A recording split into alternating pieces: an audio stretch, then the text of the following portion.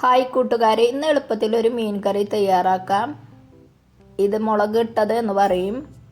അപ്പോൾ അതിനായി ഒരു ചട്ടി എടുത്തിട്ടുണ്ട്. അതിലേക്ക് ഒരു 8 ചെറിയ ഉള്ളി, ഒരു വലിയ കഷ്ണം ഇഞ്ചി, ഒരു 5 പച്ചമുളക്, ഒരു വലിയ തക്കാളി എന്നിവ ചെറുതായി കട്ട് ചെയ്ത് ചേർക്കാം.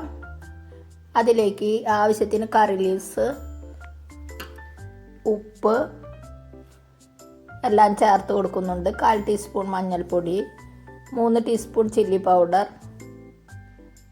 എല്ലാം ചേർത്ത് കൊടുത്ത ശേഷം ആവശ്യത്തിന് കോക്കനട്ട് ഓയിൽ ചേർത്ത് നല്ലപോലെ ഒന്ന് മിക്സ് ചെയ്തെടുക്കാം. ഇത് കൈകൊണ്ട് തന്നെ മിക്സ് ചെയ്തെടുക്കണം. അതിൻ്റെ റോ ടേസ്റ്റ് മാറുന്നവരെ കൈകൊണ്ടൊന്ന് മിക്സ് ചെയ്തെടുക്കാം. ഇതിൻ്റെ കളറൊന്ന് മാറി വരും.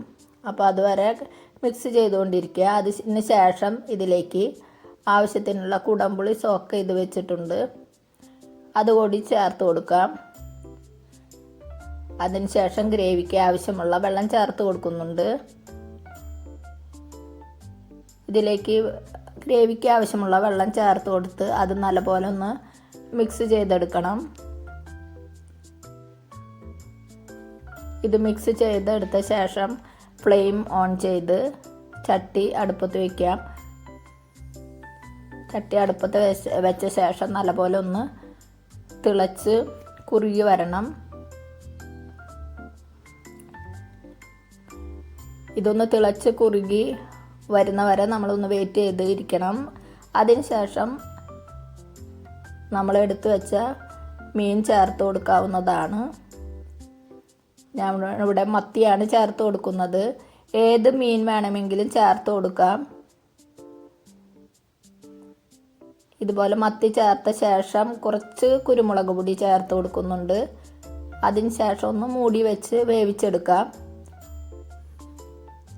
അതിന് ശേഷം തുറന്നൊന്ന് ചട്ടി ചുറ്റിച്ച് കൊടുത്ത് ഒന്നുകൂടി മൂടി വെച്ച് കൊടുക്കുന്നുണ്ട്.